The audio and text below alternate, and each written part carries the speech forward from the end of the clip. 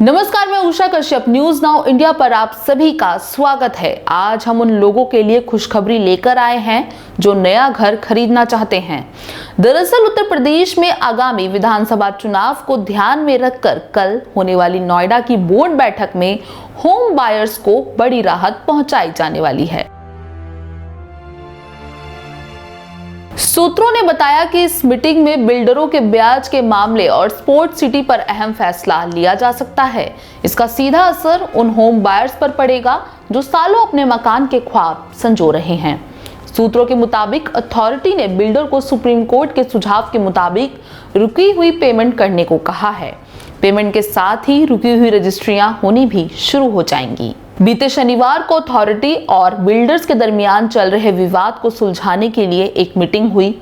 इस मीटिंग में शासन की तरफ से मुख्य सचिव R.K. तिवारी भी मौजूद थे। दोनों पक्षों के साथ मीटिंग के बाद मुख्य सचिव ने अथॉरिटी को इस विवाद को निपटाने के लिए कहा था। अब जानेंगे आखिर ये पूरा मामला है क्या। दरअसल ये पूरा विवाद नोएडा में प्रोजेक्ट बना रहे करीब 40 बिल्डर्स पर बकाया 9800 करोड़ रुपए का है। अथॉरिटी ने बिल्डर द्वारा वक्त पर भुगतान नहीं होने पर सभी बिल्डर को कंपाउंड इंटरेस्ट के साथ भुगतान करने को कहा, जिसे लेकर अथॉरिटी और बिल्डर में ठन गई थी। अथॉरिटी के कंपाउंड इंटरेस्ट के फैसले को लेकर बिल्डर ने सुप्रीम कोर्ट में गुहार लगाई थी। सुप्रीम कोर्ट ने मामले की सुनवाई के बाद कंपाउंड इंटरेस्ट में राहत देते हुए नोएडा अथॉरिटी को साधारण ब्याज लेने को कहा। इससे बायर्स और बिल्डर्स को बड़ी राहत मिली है। जानेंगे कि कैसे।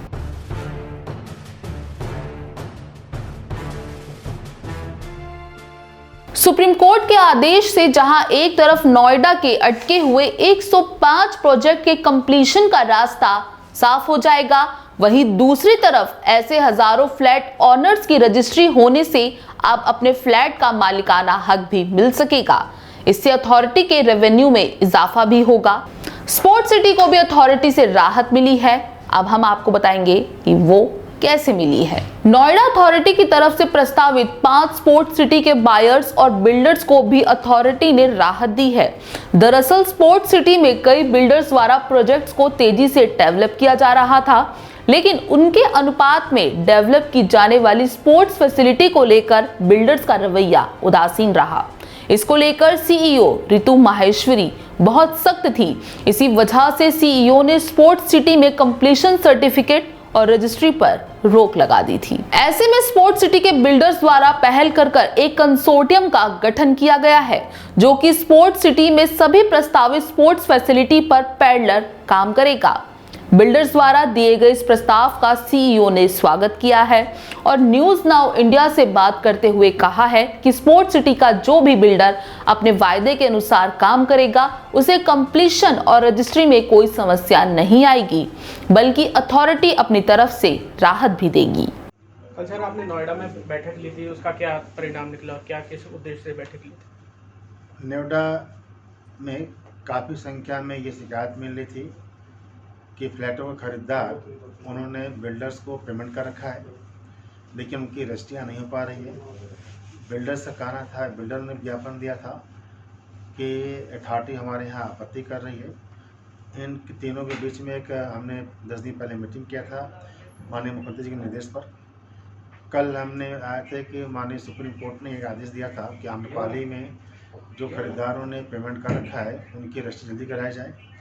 तो नोएडा अथॉरिटी वहाँ के डीएम फाइनेंस रजिस्ट्री विभाग का बैठक लेकर के जो रिसीवर बनाए गए सुप्रीम कोर्ट के माध्यम से उनके बैठक किया गया कि क्यों विलम्ब हो रहा है, क्या दिक्कत है। तो अभी देखा है कि मात्र रजिस्ट्री हो रही है 15%। लोगों को सूचना गया है, नोटिस गया है कि जल्दी से जल्दी आकर के माननीय सुप्रीम कोर्ट के निर्देश का पालन कराते हुए अपनी रजिस्ट्री करा सकें और ताकि लोगों का आशियाना सपना पूरा हो सके। देश के प्रधानमंत्री माननीय मोदी जी और देश के मुख्यमंत्री माननीय योगी जी हर भारतीयों का छत हो जाए, हर भारतीयों के पास मकान हो जाए, यह संकल्पित है। और उसी कड़ी में इनके रजिस्ट्रियों कराने के लिए हम लोग कल बैठक किए और मार्च तक की उम्मीद है कि आम्रपाली ग्रुप का रजिस्ट्रियाँ सब हो जाएंगी। इसके अलावा कुछ और रजिस्ट्रियाँ थी जो आम्रपाली के बाहर हैं, अथॉरिटी और बिल्डर के कुछ विषय थे, उनको भी सॉल्व करते हुए माननीय मुख्यमंत्री जी ने ये देखा था कि कुछ ऐसे भी बिल्डर थे जिन्होंने अथॉरिटी से ज़मीन तो लिया लेकिन कब्जा नहीं पा पाए थे या वहाँ बना नहीं पाए थे लॉ एंड ऑर्डर कारण से। तो प्रदेश के मुख्यमंत्री माननीय योगी जी ने कैबिनेट के माध्यम से ये कहा था कि अगर किन्हीं कारण से लॉ एंड ऑर्डर कारण से बिल्डर्स को विकास नहीं कर पाया था और अथॉरिटी ने उस पर पेनल्टी लगा दिया है तो उसको 0 पीरियड अथॉरिटी मान करके कि कब्जा नहीं पाए थे या बना नहीं पाए थे तो उस टाइम को 0 पीरियड मांग करके उनको छूट दिया गया है और जून 21 तक उनकी फ्लैटों की रजिस्ट्री बिना पेनल्टी हो जाएगी ताकि सबका आशियाना पूरा हो सके। तो दूसरा, जैसे सुप्रीम कोर्ट ने हाल ही में 8% ब्याज पे जो आदेश दिया था और अथॉरिटी पिछले 6-8 महीने से उसका पालन नहीं कर रही है, जिसका सीधा नुकसान जो है वो बायर्स को हो रहा है और दूसरा जो रेवेन्यू विभाग है, जो स्टाम्प और रजिस्ट्रेशन से जो पैसा आना था तो सरकार का जो रेवेन्यू उस पर सीधा असर पड़ रहा है, तो उस पर आपका क्या कहना है? माननीय सुप्रीम कोर्ट ने अथॉरिटी के अलावा भी काफ़ी कुछ आदेश दिया रखा है कि जो लोग वहाँ पर सिंपल इंटरेस्ट और मूलधन करा दिया जाए, क्योंकि उसमें अथॉरिटी गया हुआ है रिव्यू में गया है तो रिव्यू का निर्णय आता है उसका पालन कर दिया जाएगा।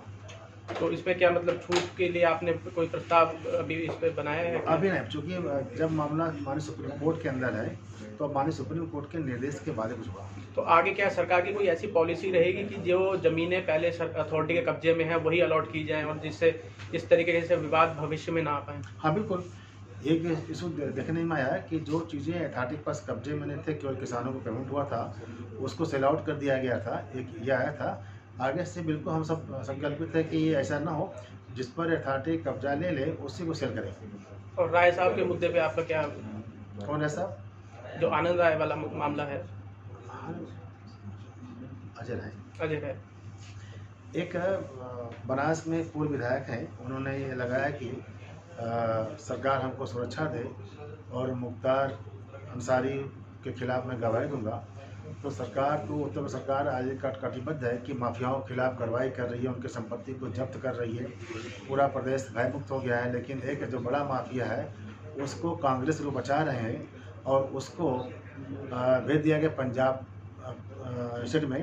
तो पंजाब की जेल में रखा गया है। सरकार कोर्ट के अंदर ये रिक्वेस्ट कर रही कि उनको भेजा जाए। तो पंजाब सरकार, कांग्रेस के लोग उसका विरोध कर रहे हैं कि वो यूपी में न जाए। तो उनसे मेरा कहना है कि आप केवल अपने कांग्रेस के नेता हो, अपने नेताओं से बताओ कि राहुल गांधी, प्रियंका को बताओ कि आप मेरी जान माल की रक्षा करना चाहते हैं, मैं कांग्रेस का नेता हूं, उनको कहना चाहिए। तो आप उसको यूपी में सौंप दो। यूपी के न्यायालय प्रक्रिया, यूपी की जुडिशियल, यूपी का सरकार का पैरवी निश्चित तौर पर अपराधी के खिलाफ सजा दिला देगी। आप उसको भी दीजिए। होम बायर्स और बिल्डर्स के इसी मुद्दे को न्यूज नाउ इंडिया ने प्रदेश के स्टाम्प और रजिस्ट्री मंत्री रविंद्र जायसवाल के सामने भी उठाया था। तो आपको हमारा ये वीडियो कैसा लगा है, आप कमेंट करके जरूर बताएं। वीडियो को लाइक और हमारे चैनल को सब्सक्राइब करना ना भूलें। धन्यवाद।